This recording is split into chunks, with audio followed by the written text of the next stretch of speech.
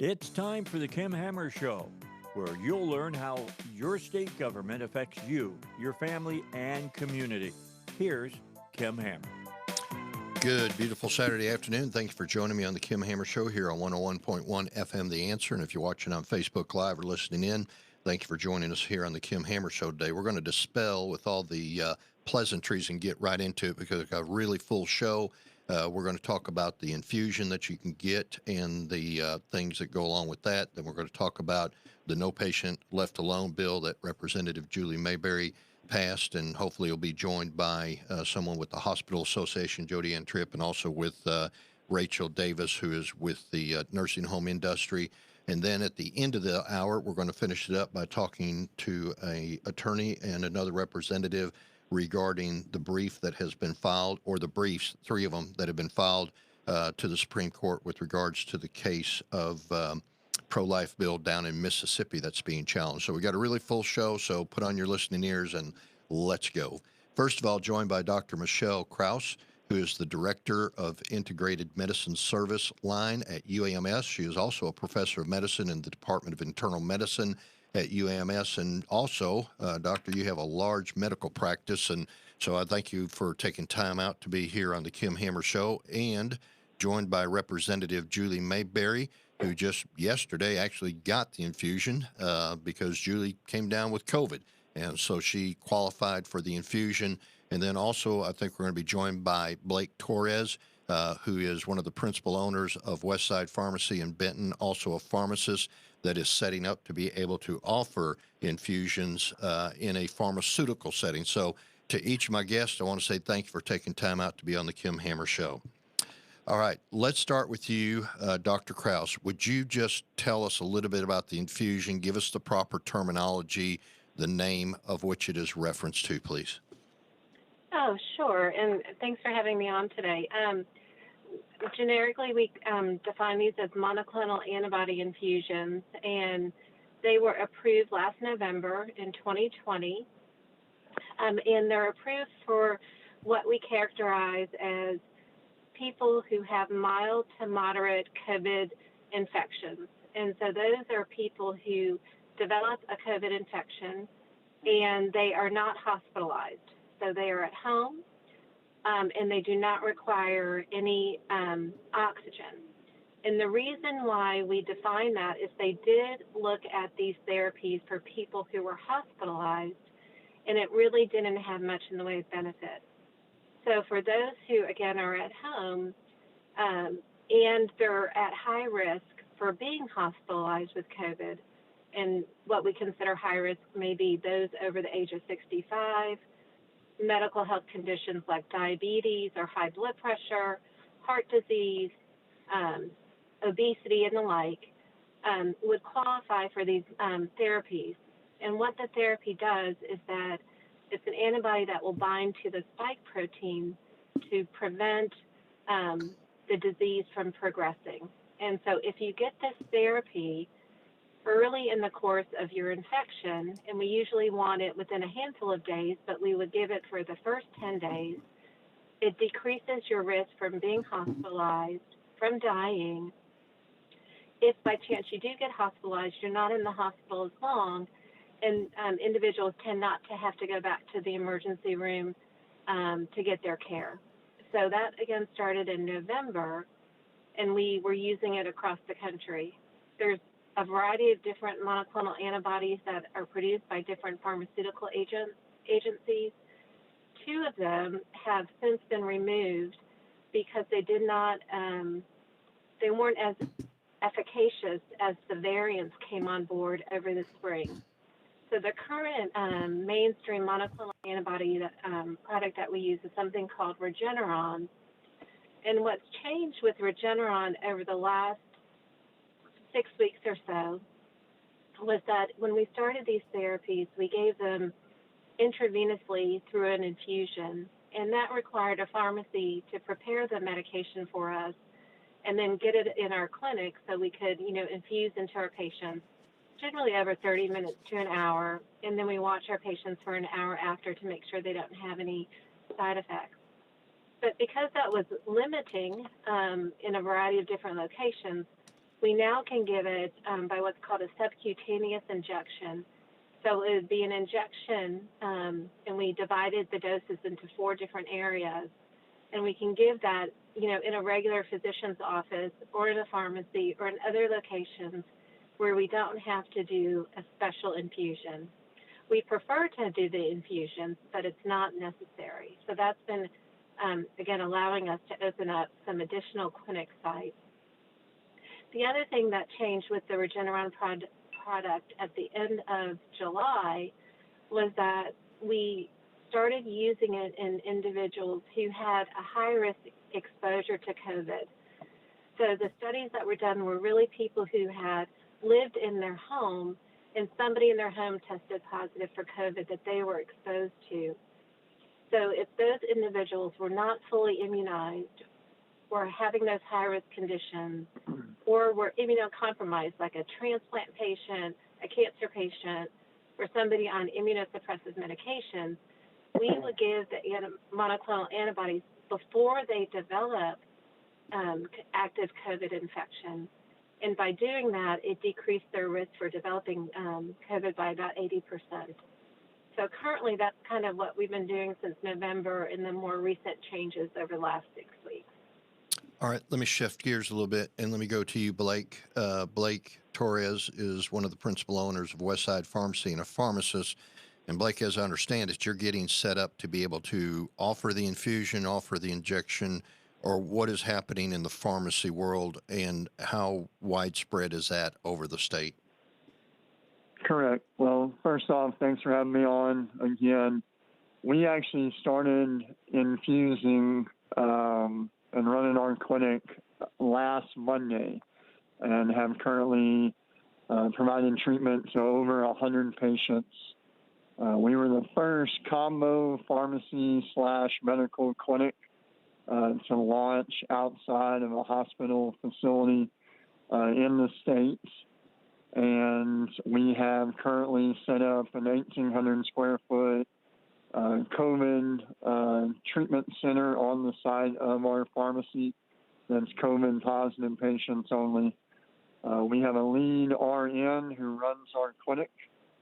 We have 8 infusion bays and are averaging around 15 to 18 patients daily that are receiving treatment there at Westside Pharmacy. As far as outlook across the state, as Dr. Krause referenced, we can now administer the Regeneron via sub-Q route. And so I know of another pharmacy in DeQueen that just launched, and Express RX, who's a small independent chain, is launching in a couple sites across the state. I think as early as today, maybe tomorrow. But that's kind of currently where we're at. All right. Let me, I've got about 5 to 7 minutes. I got a really full show. I appreciate y'all taking time to be on. Julie, give us a 2-minute personal experience of having received it, and just kind of give us give the listening audience a little bit of a comfort level or personal perspective. Yeah, well, it was so easy. I sent an email last night. I don't remember what the email address is at UAMS, but it's easy to find. I sent an email. I got a response so quickly. And by just a very short amount of time, I was already approved to come in today. And I was in today at 10:30. So it was an easy process. You don't have to go to see another doctor and go to a clinic. This was all done in the privacy of my own home, sending an email from my own phone. I did get to UAMS, and it was very quick in the door, brought to a small little room, private room. No one sees me. I don't see anyone. I'm not sharing my germs with anyone. And took about an hour and a half, and I was back out the door and able to drive home. So I'm very thankful for how easy they made this. Dr. Krause, let me ask you a question on the process itself. So as far as the availability of the infusion, I know a couple of weeks ago, I think there was some concern expressed about the availability of it. Are we going to be able to keep up the demand and supply? Talk about the supply and the demand as far as being able to keep up with where we are currently with the trends the way they are? Sure. Jeff Cook is the head of our pharmacy at UAMS, and they're constantly in communication with our ordering. I know that we have increased our orders and have not been told that we won't be able to get supply. And so my hope is that is correct and will continue. Currently at UAMS, our target is at least to do 30 patients every day. We have a 7-day-a-week clinic that we run, morning to evening. We try and do our patients as quickly as we're able to, because we know that the benefit occurs the earlier you get the infusion rather than later in your disease. So generally we do same day or next day. And again, stay later, add more nurses if we have capacity to do that. So right now I'm not concerned or haven't been made aware that we're going to have concerns with lack of supply. We did expand into two of our clinics across the state. We have 8 regional campuses, and so right now we're doing monoclonal antibody therapy in Helena and in Northwest Arkansas, and we're looking to expand into other clinics so that we can offer these services as well. Blake, same thing on the pharmaceutical front, trying to get these set up in the pharmacies across the state, or supply and demand response? So our initial communications is very similar to Dr. Krause. I mean, any communication that we've had with the primary, there's a single supplier of Regeneron across the country. But all communications, they have not set any sort of allocation restrictions at this time. So we're just monitoring the situation on a every other week basis. And right now we have plenty of supply and plenty of availability. So. All right. And Dr. Krause, let me ask you, as far as the response time when somebody gets the infusion, or as you monitor the success of it, the goal being to keep everybody out of the hospital, if they qualify, what are some of the terms of which a person has to be able to qualify in order to get it? I know there's a window. Just talk about that briefly, please.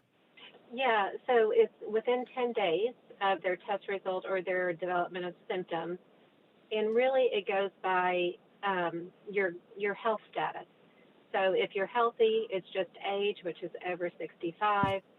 But anything else is really, high blood pressure, diabetes, lung disease, kidney disease, any other condition, a BMI above 25. So not that Arkansans aren't healthy, but we rarely find somebody who we have to turn away because they are healthy or healthy enough that they don't need the infusion. Okay. Let me ask you this. So, doctor, is it okay if I give out the email address that somebody can send to see if they qualify or they? Okay. Sure.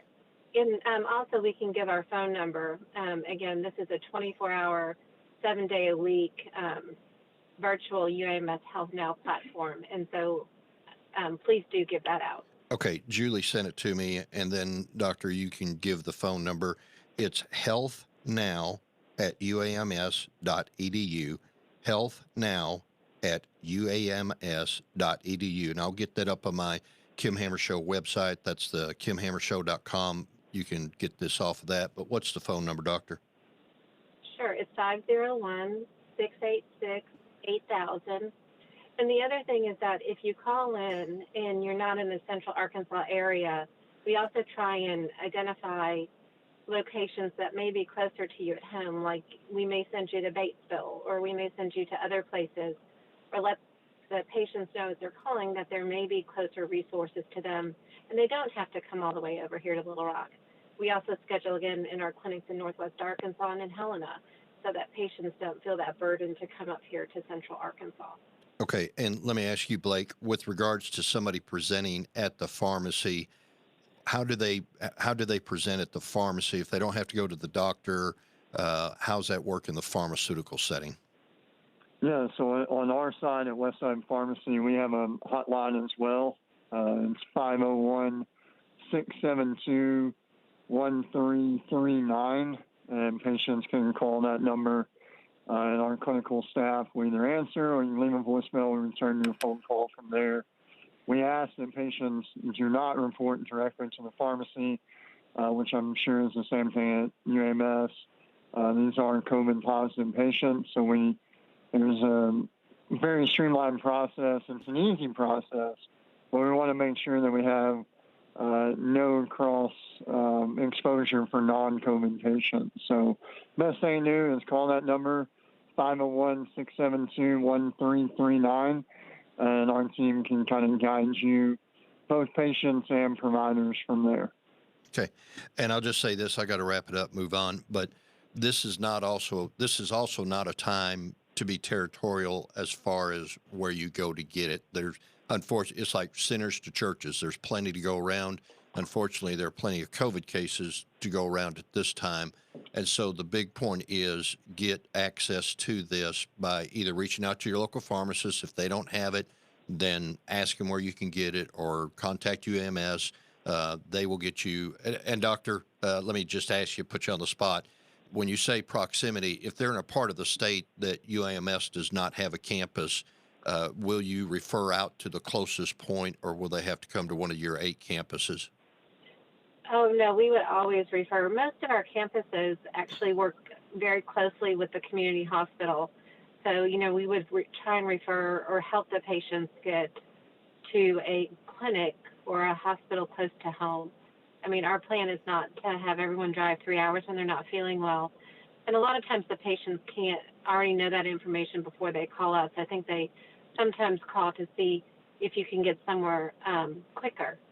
And so, or they'll call back and say, I got something closer to home. And we're very, very supportive of that. We just need people to get the therapy. There you go, because that will help keep you out of the hospital. And right now we know that we don't need any more people in the hospitals for sure.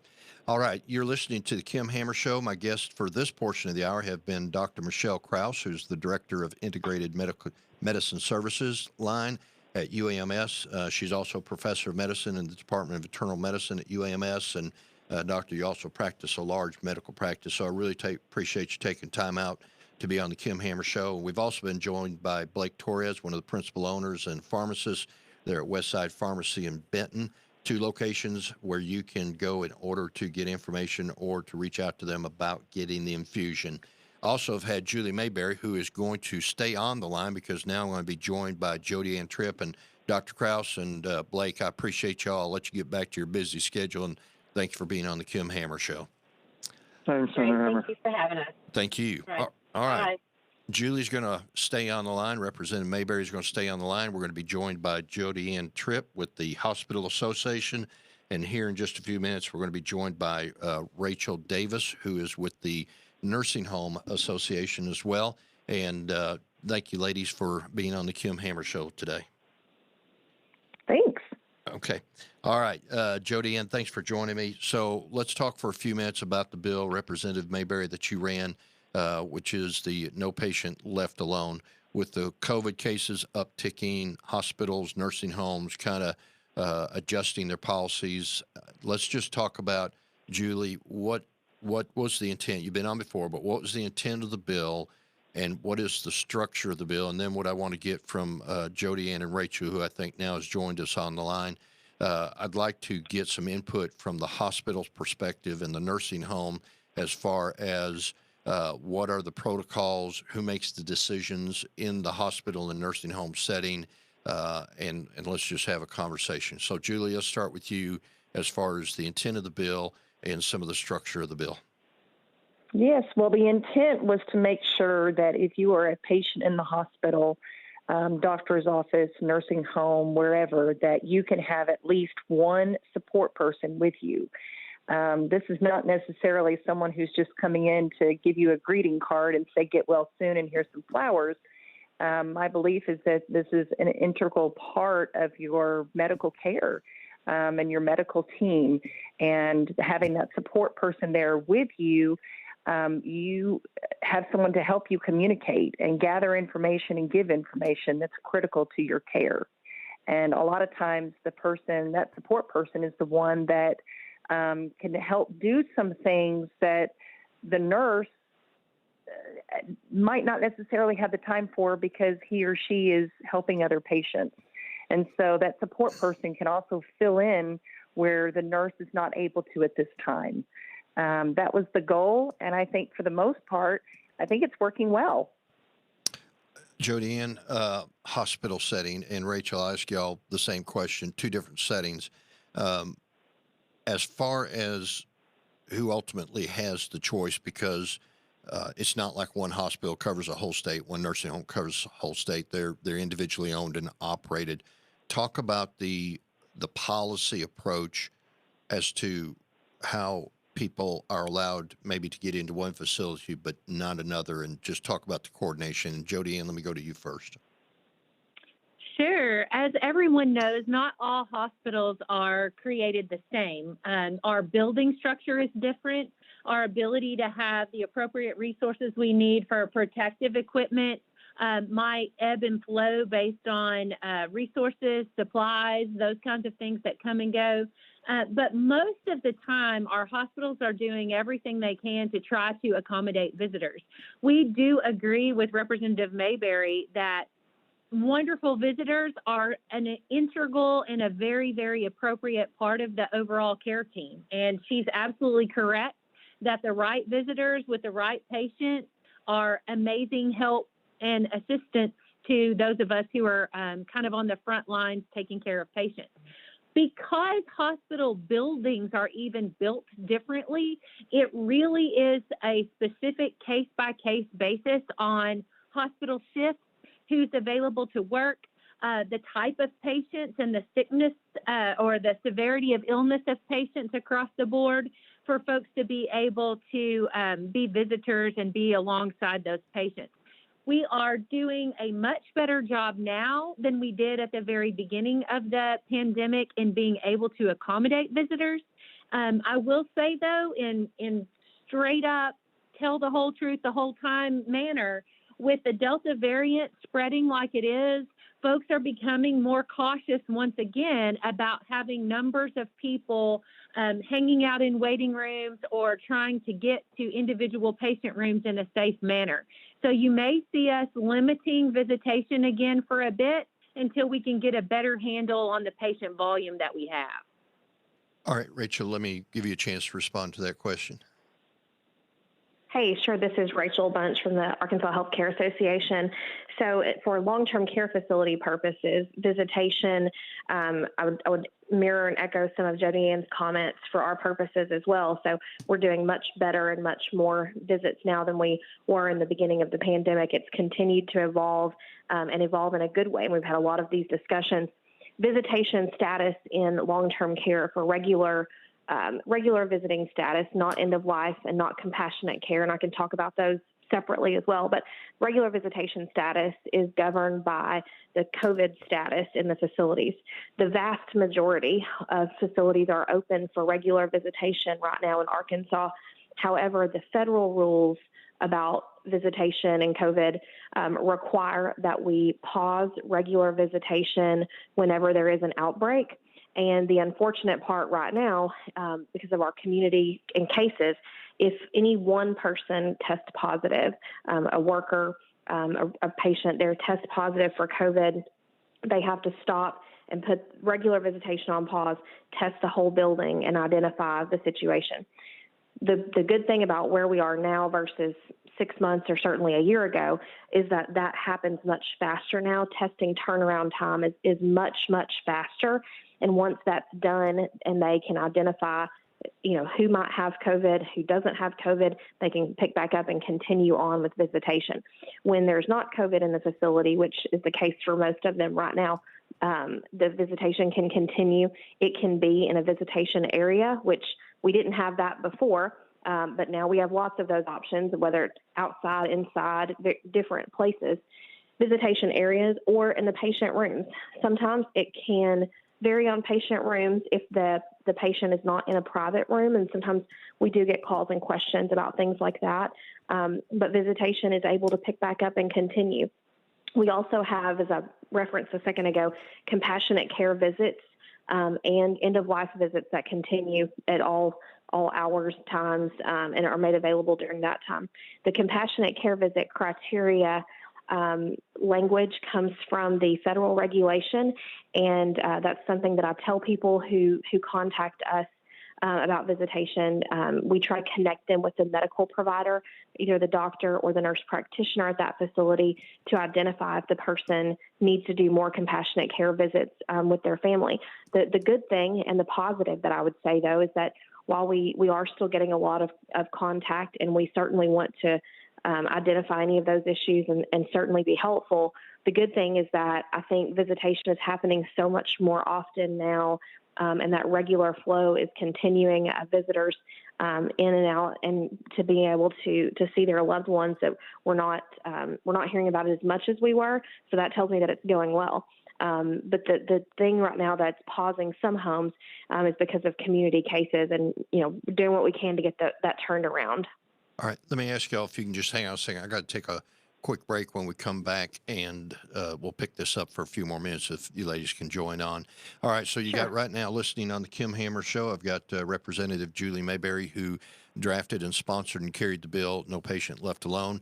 I have Jodianne Tritt with the Arkansas Hospital Association. I've got Rachael Davis with the Arkansas Healthcare Association, which represents the nursing homes. Come back to the Kim Hammer Show after the break here on 101.1 FM, The Answer.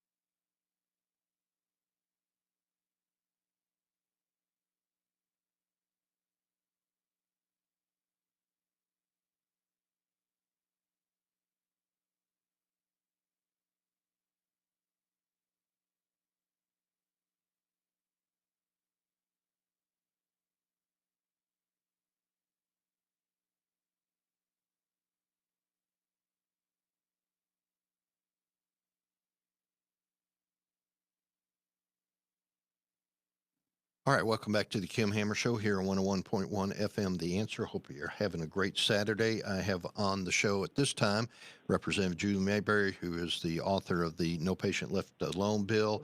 And then I have Jodianne Tritt with the Hospital Association and Rachael Davis with the Arkansas Healthcare Association representing the nursing home. So let me give you all a couple real live examples that happened in the last week, and y'all kind of help me navigate through it, because I think there was some expectation when people heard about the bill that it would automatically open the doors and everybody could just go in. And y'all have given explanation as to how that maybe wasn't a correct understanding. That's nobody's fault. That's, I think, driven somewhat by people's hope of being able to get back in and get connected with their family members again. One case, hospital this past week, where an individual was in ICU with COVID. Family was not allowed to be able to be up there to see them. Patient died. On the nursing home side, got a situation where patient had been allowed to be able to leave the facility for weekend visits, and patient has been fully vaccinated, but was not allowed to leave the nursing home and able to go home for a weekend pass, basically. So in those type of situations, what is a standard of an appeal process that could help maybe address those type of issues, or is it strictly going to be on a case-by-case deal with the hospital administration, deal with the nursing home administration in those two type illustrations? And let's go to you, Rachael, first. Sure. So I think for people coming and going, residents coming and going from the facility, that's a little bit different than visitation within the facility. I would have to look further into it, and I'm happy to help to troubleshoot that situation. I'm not familiar with the details of that one, but it is situational, and oftentimes it does have to do with outbreak status, as I mentioned a little bit ago, in the facility. But people are able to leave when vaccinated, generally speaking, but it is case by case oftentimes. Jodianne?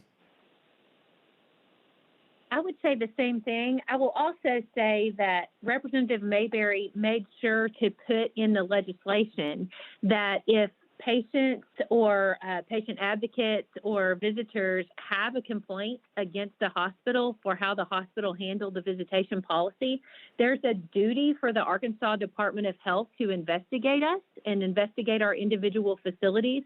And that's a really good thing from a variety of perspectives. But the first one is, of course, not that we would ever not want to be honest, but it keeps us honest, right? The Arkansas Department of Health actually licenses hospitals in the state. So if someone has a complaint against an individual facility and they forge that complaint with the Arkansas Department of Health, the Arkansas Department of Health then has the opportunity to investigate that complaint. What's really also nice about that is the Department of Health will let me know, not on an individual facility basis, but if we're getting complaints that are fairly streamlined, like if it might be over a variety of different facilities, but it's the same complaint, then that lets us know that there's an educational issue with our hospitals on what they should be allowing or should not be allowing from a visitation perspective. I will also say that our hearts absolutely are breaking for the amount and numbers of patients and numbers of Arkansans who are passing away inside our hospitals and outside of our hospitals with this disease.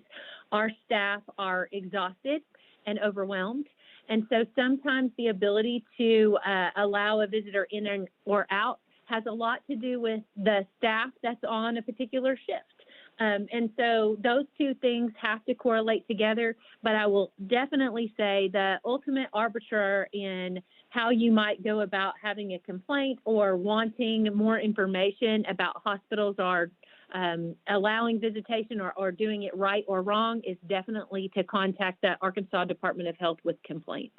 All right, one last thing. And Julie, when you wrote the bill, it seems like I remember that there was kind of a, for lack of a better term, an escape clause that whenever we are dealing with a pandemic or a virus that is such as COVID, although I don't think you mentioned COVID specifically in your legislation, that there were certain criterias to allow the hospitals and the nursing homes, assisted livings, other facilities to be able to have some measure of control in order to contain it. Am I right or wrong on my memory on that? Somewhat. I mean, we wanted to make sure that everybody could have at least one person with them. Now, when you start getting into situations where you have infectious disease, we did want to allow the hospitals a little bit of leeway so that we're not unnecessarily spreading infectious disease. So that's why sometimes it is sort of a case-by-case situation and needs to be looked upon that, because we don't want our doors wide open and have parties inside these rooms where COVID exists. I mean, that's not good. One thing I do want to add is that, if someone is needing to be in isolation, there's also in the law that that the hospital doctor needs to be communicating with the family, and they need to have communication with that loved one if it is a situation where isolation is the best situation. We made that really clear, and that's another complaint that I had always been hearing, is that no one will return my phone call. I don't even know what's going on with my loved one in that situation. No one's calling me. No one's letting me know. And so that's also something, if you're not able to have that communication, that's something else that you need to address. And, first talk to administration in the hospital. I always go, talk to the direct source first. Ask to speak to a supervisor, ask to speak to administration before you start calling in, the Department of Health, but know that you can make a complaint with the Department of Health, but go through the other avenues first. Okay. All right. I need to move on to my next guest, but ladies, I appreciate you being on here. Hopefully there's a little bit of clarity. Bottom line is, but I do want to say this. Our hospital staff is just like at the point of breaking. So they're all being troopers. They're all doing what they're called to do. But also at the same time, remember that they have a difficult job to do too. So when you interact with the hospital staff, the nursing home staff, remember, if it was such a good job, you'd probably be doing it too. But just remember that they need some consideration in this because they are taking care of your loved ones. And then secondly, you heard what Jodianne said. You heard what Rachael said. So if you have any questions about this, send a message through the KimHammerShow.com, and we'll try to be sure that you get accurate information and also get some direction. Ladies, I appreciate you joining. And Rachael, you're moving in your daughter this weekend to college, right? I am moving her to college. Well, congratulations. You don't look old enough to have a daughter going to college, but congratulations. It's a great experience, and hope each one of y'all have a great weekend. Julie, I hope you continue to get better. Okay? Thank you. All right. Shifting gears on the Kim Hammer Show, we're going to go from these topics, and we're going to go over to a law that was passed in Mississippi that was a pro-life bill that now is going before the Supreme Court. Got a couple individuals that are going to be on the Kim Hammer Show to talk about the briefs that were filed. First of all, I've got Richard Caster, who is one individual that has helped with one brief, and then I'm going to have David Fowler calling in here in just a minute to talk about the brief also that was filed regarding the law down in Mississippi dealing with pro-life. So while we're waiting for David to call in, Richard, I appreciate you being on the Kim Hammer Show today. Absolutely honored to be here. All right. First of all, just give people a little bit of a background level about who you are. Just tell a little bit about who you are and why it is that you got involved in this and what your role is as far as the brief. Yeah, absolutely. So I'm from up in Mountain Home, Arkansas. I'm the first vice chair of the 1st District Republican Party of Arkansas, and I've just been involved in the pro-life movement for quite a few years now. And this case, for listeners, probably, the average person in America, they don't know Dobbs versus Jackson just yet. But come next year, this is going to be something that everyone becomes very familiar with. We in the pro-life movement were shocked and so happy that the Supreme Court agreed to hear this case. So I want to spend 1 minute kind of just explaining what's happening, because this is big news. Mississippi, the state legislature down there, they passed a 15-week abortion ban. 15 weeks. Seems very reasonable. If you need to have an abortion, have it before the 15-week mark. It seems like a reasonable regulation, right? Well, the left, of course, they want no limits. And so this has gone up the courts and has finally made it to the Supreme Court. Now, this has happened before where states will do this. It'll go up to the Supreme Court, and the Supreme Court will refuse to hear it. Well, the news here is that the Supreme Court has agreed to hear this case. And arguments are going to be starting this fall, and a decision will be made around this time next year. And we actually have a chance to win this time, and that's because of our new justices on the Supreme Court. Thanks to President Trump, we've got some good people on that court who are actually going to hear this case and make a determination that very well this is our one big shot to overturn Roe v. Wade. And when you do the math on this, we've got Justices Alito and Thomas. We're pretty sure we got their votes. Gorsuch, Amy Coney Barrett. So there's 4, right? We need 5. So you've got Justices Kavanaugh and Roberts. We're pretty sure Roberts will go with the majority. And so Kavanaugh, that's who we need to be praying for. That's who we need to be thinking about right now, is that Justice Kavanaugh will side with life on this case. And so what we've done is we've organized a nationwide grassroots group to present an amicus brief to the Supreme Court. And that's a bunch of Latin words that means we're friends of the court. So these state legislators, and you're one of them, are going to the court as a friend of the court saying, hey, I have a vested interest in this, and I believe that that the power to regulate abortion should reside at the state level. And so our attorneys wrote a brilliant brief that has already been presented to the Supreme Court, and it's arguing that this is a 10th Amendment problem, right? The Supreme Court stepped in Roe, and they've made this they've turned the Supreme Court into a political institution where it shouldn't be, right? They've overstepped their bounds, and that each state should have the right to regulate abortion.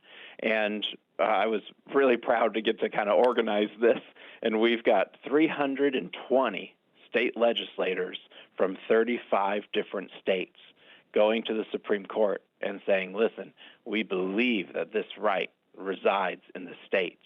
And there's briefs popping up all over the place, and they're all very important because these are actually read by the Supreme Court. These are taken into an account when they make their decision. And so this is important that we had pro-life legislators like yourself step up, be willing to put their name on the line and say, this is important.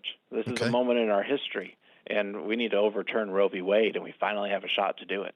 All right. And I do think everybody's working toward the same cause, maybe coming in from different angles, different approaches. That's why different legislators drop different pieces of legislation in, so that, it's kind of like keep chipping away at the wall until finally the crack breaks. But let me bring in somebody else into the conversation now, because I have also on the line David Fowler. And David is the president of the Family Action Council of Tennessee, and a state pro-family policy organization, much like Jerry Cox's Family Council. And also, David, you are a former legislator in Tennessee, serving 12 years in the Senate. Am I correct on all that, or have I misrepresented you?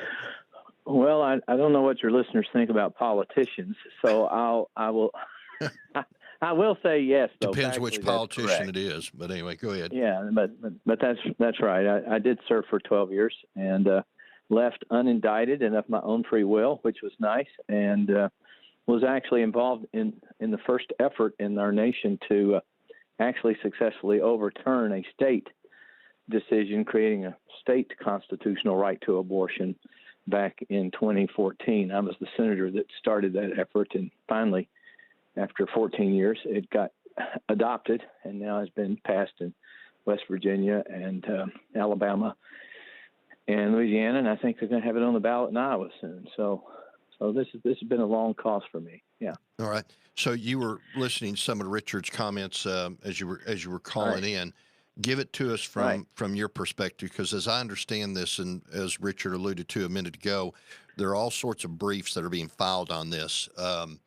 Sure. And yeah, there are. I think there were at one time there were 81, I think, or 80, and 3 were stricken for failure to comply with the rules. But that's a large number of briefs, and they cover any number of subjects. And I've not read the brief that Richard mentions, but I do know that I think there were 3 or 4 other briefs that all had legislators on them. I think there was even one filed by some Democratic legislators. So we filed a brief that's a bit unusual. There seem to be, I would say, categories of briefs. And the first are briefs that are arguing various aspects of the rationale that was employed in Roe and perhaps also then in Casey to say that those rationales no longer apply. So, for example, one of the things was the ability of women to enter into the marketplace and to pursue education and so on and so forth, which is markedly different today than it was in 1973. So there are briefs talking about, to the extent you thought we needed to have abortion to aid women, well, sociologically, that's just not true anymore. So there are those kinds of briefs out there, or you misunderstood the true nature of the common law crime of abortion, those kinds of things. So I will say that it's important that we address all the things that the court might consider or might want to hang on to. But I noticed, I remember Richard just said something about turn the court into a political body. And the fact that the Supreme Court would be looking and considering how do we make education and the marketplace more available to women sure does sound like a policy question, doesn't it? And that's, of course, not what the role of the courts are for. They are to apply the law as it has already been created to the particular facts of the particular parties that are in front of them. They do not make law. And that's essentially what they've done, is made up law. And then we have acquiesced to its application to all the states and to all branches of government, refusing to exercise our own sovereign prerogatives and independence. And then I think certainly there's the 10th Amendment brief. There may have been another that was touched on the 10th Amendment. A couple of people, Dr. Robert George and I can't remember the woman's name, but John Finnis, they wrote a brief explaining why the court's analysis of the 14th Amendment and its understanding of the person was actually historically wrong. And so that Roe itself, notwithstanding any policy considerations, was wrong. And the nice part about that brief, you're talking about how we can, what judges are going to line up where. John Finnis, who joined that brief with Robert George, they're both very well known by members of the court, a number of whom are Catholics. And John Finnis actually taught at Notre Dame, where Justice Barrett went to school. And John Finnis also did a special graduate program with Gorsuch when he was at Oxford. So both of those folks are going to have a brief coming from essentially their teachers and mentors saying, Roe got it wrong, and I know that you really know that it's wrong, and I'm telling you why it's wrong, so don't you dare tell your teacher and mentor, go bug off. So I'm kind of excited about the possibility that brief would create some inner conflict and turmoil for them.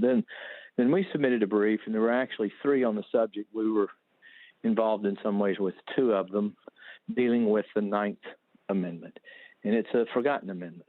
Justice Barrett was asked about it last summer and said, what do you think about the 9th Amendment? She said, I don't know. We've never interpreted it. We've never been asked to consider the 9th Amendment.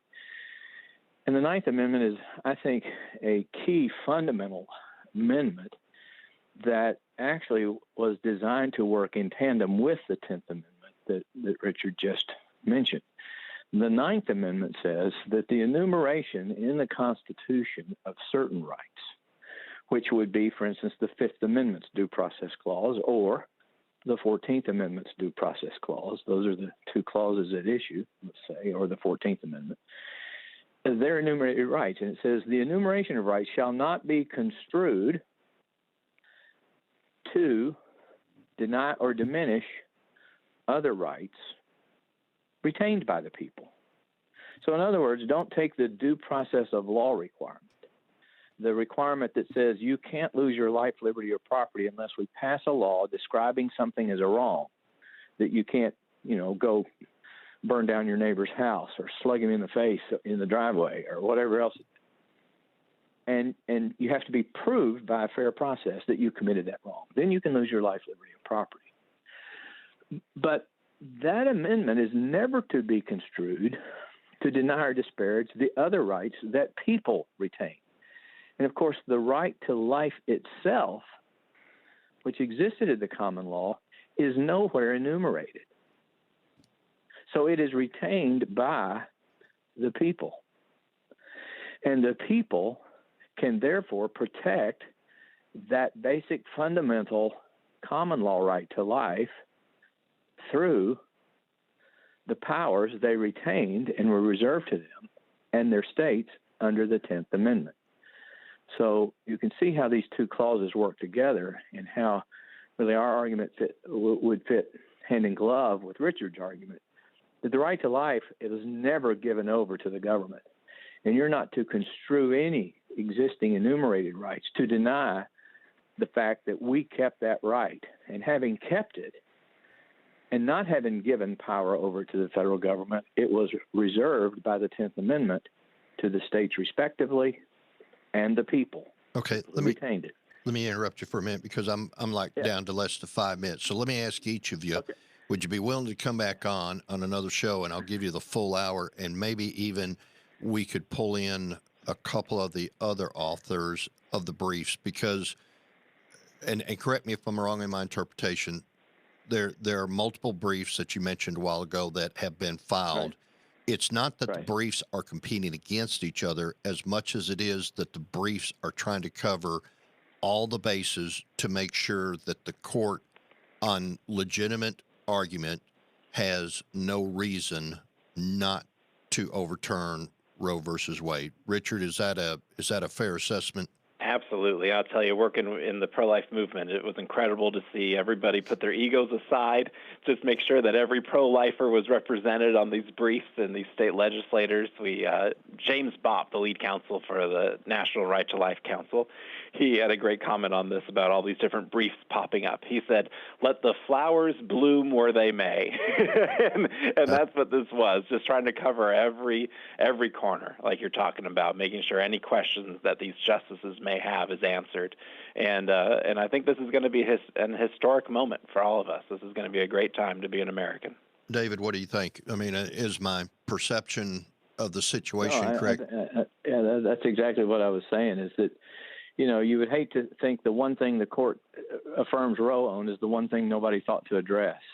So, and so, each person, I believe, was moved by God to put in whatever it was they felt they could argue most strongly. And that's what you need in what I would call the body of Christ, that the ear's trying to hear and not smell, and the nose is smelling like crazy. And that doesn't sound very good, does it? No, that was a good analogy right there. So yeah, I like that one. But yeah, so they aren't competing. If the brief filed by ABC is the one that wins the day, then praise God, it wins the day. If it's Richard's, praise the day. If it's 3 or 4 of them, praise the day.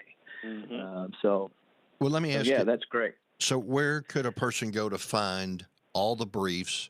And what I'd like to do is have y'all come back on, and maybe we'll bring in a couple others, and let's talk about what each brief does as much as we can and the angle of which it is coming from to make sure there's been no rock unturned.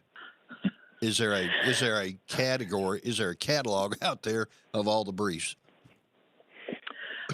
There is. All you have to do is Google Dobbs versus Jackson amicus brief. Just Google that. Supreme Court blog will pop up, and you'll get a hyperlink to each one. There's a ton, and there's some pro-life, and there's some against the cause too. But you can find them all online for sure. All right, I've got like less than 2 minutes. I got like 30 seconds. Okay, you said some Democrats have filed a brief. Did they file the brief in favor of doing away with Roe versus Wade, or do you know? We had the pro-life Democrat caucus, which I didn't even know they existed. They came on board on our brief and signed on. It was quite remarkable. Okay, I got to go, but let's do this to my listening audience. I will get these guys back on. We'll add some more. I'd really like to get somebody from that caucus on the show. I think that's incredible that they would, and I think that would be a good thing to throw into the mix of conversations. Are y'all agreeable to that? That's my offer. Absolutely. All right. It is, absolutely. Great. Well, listen, gentlemen, I appreciate you being on. Richard Caster's been one of my guests, David Fowler. Both these guys have been working on the pro-life movement with respective briefs that have been filed with the Supreme Court in regards to the pro-life case down in Mississippi. We keep chipping away. The water's going to break the dam, and we're going to get pro-life back at the front of the bus instead of being put to the curb. So you've been listening to the Kim Hammer Show, gentlemen. I'll be back in touch with you. We'll get together. I hope you have a great Saturday today. Thanks for listening to the Kim Hammer Show. You can go to thekimhammershow.com to load up a lot of the information that's been discussed today. We'll get some of these briefs up there. Just continue to follow it. If you ever want to advertise, there's a link on there. We'd love to have you pick up and help support. You've been listening to the Kim Hammer Show here on 101.1 FM, The Answer.